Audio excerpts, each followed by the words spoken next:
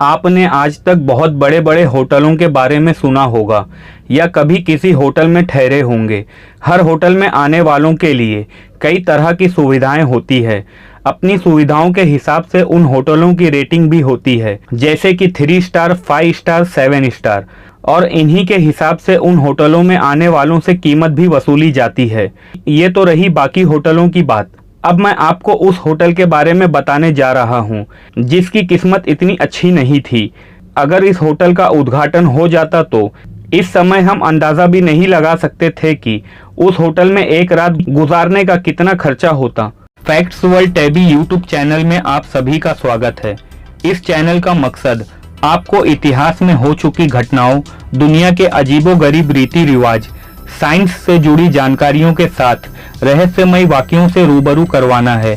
तो अभी हमारे चैनल को सब्सक्राइब करके घंटी के बटन को दबा दो ताकि आपको आसानी से पूरी दुनिया की जानकारी मिलती रहे। 10,000 कमरों वाले इस होटल का नाम प्रोरा है। इस होटल को बनाने के लिए 9,000 मजदूरों ने 3 साल तक दिन रात मेहनत की थी। इस होटल को जर्मनी के बाल्टिक सागर के रुगेन द्वीप पर हिटलर के आदेश पर बनाया गया था। नाजी वास्तुविद क्लेमेंस क्लॉड्स ने अडोल्फ हिटलर के आदेश पर साल 1930 में इस होटल का डिज़ाइन तैयार किया था। उस समय सेकेंड वर्ल्ड वॉर की शुरुआत तो नहीं हुई थी, लेकिन जर्मनी के लोगों में नाजी सेना का खौफ बनने लगा था। इसीलिए हिटलर ने रुगेन आइलैंड पर एक हॉलीडे कैंप बनाने का फैसला किया। लगभग 5 किलोमीटर के दायरे में फैले इस आइलैंड को तैयार करवाने का जिम्मा क्राफ्ट डच फ्रीडो ने लिया। इस होटल को बनवाने के पीछे हिटलर का ये मकसद था कि जर्मन लोग, जिनमें खासकर हिटलर के सैनिक, काम के बाद मौज मस्ती और अय्यासी कर सकें। इस होटल को प्रोरा नाम दिया गया, जिसका मतलब होता है बंजर ज़मीन।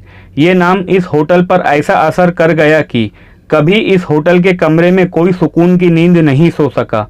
अपने नाम की तरह ये होटल बंजर ज़मीन के रूप में रहा। इस होटल को समुद्र के बीच रेतीली ज़मीन पर बनवाने का काम बड़े पैमाने पर शुरू हुआ।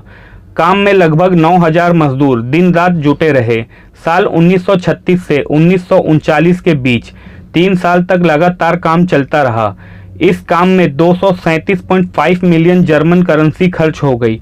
इस होटल के 8 हाउसिंग ब्लॉक थिएटर बनकर तैयार हो गए थे और फेस्टिवल हॉल का काम शुरू ही होने वाला था। तभी सेकेंड वर्ल्ड वॉर की शुरुआत हो गई, जिसकी वजह से होटल बनाने का काम बंद कर दिया गया और सभी मजदूरों को सेना में भेज दिया गया। इसके बाद इस होटल को बनाने का काम कभी शुरू नहीं हो सका। होटल की अधबनी इमारतों का इस्तेमाल सैनिकों ने बैरक के तौर पर किया। पहले सोवियत आर्मी के सैनिक यहाँ छिपे, जिनके बाद नेशनल पीपल्स आर्मी और उनके बाद unified armed force of Germany के सैनिकों ने इसे बैरक के रूप में इस्तेमाल किया। बमबारी के दौरान सैनिकों के अलावा यहाँ आम नागरिक भी आकर अपनी जान बचाने की कोशिश करते थे। लगातार होती रही बमबारी की वजह से ये चमचमाती इमारत टूट फूट कर खंडर में बदलने लगी। कई सालों बाद हिटलर के सपनों के इस होटल को बेचने का काम शुरू हुआ, लेकिन ऐसा हो नहीं सका। हर बार किसी वजह से डील कैंसिल हो जाती थी।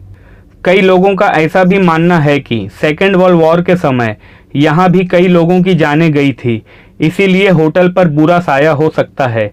आखिरकार साल 2004 के बाद इस होटल के अलग अलग हिस्सों को अलग अलग टुकड़ों में बेचा जाने लगा। हर हिस्से के खरीदारों ने अपने हिस्से का अलग इस्तेमाल करना शुरू कर दिया। ये होटल 10,000 कमरों का होने के बाद भी कभी 10 लोगों का स्वागत नहीं कर सका। आपको ये वीडियो कैसी लगी कमेंट करके ज़रूर बताना। वीडियो को आखिर तक देखने के लिए बहुत बहुत शुक्रिया। चैनल को सब्सक्राइब, वीडियो को लाइक और शेयर ज़रूर करिए। मिलते हैं किसी नई वीडियो में।